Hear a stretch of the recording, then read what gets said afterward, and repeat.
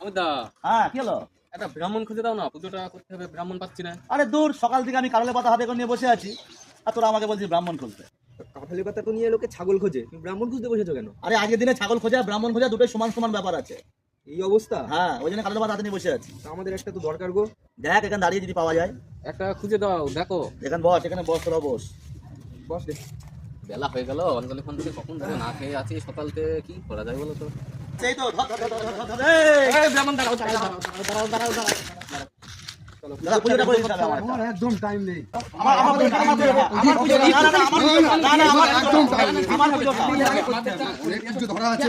আমরা সেই একটু শিশু বাচ্চারা আমার করছে, একদম আমাদেরটা আগে টাইম আমার একদম টাইম নেই।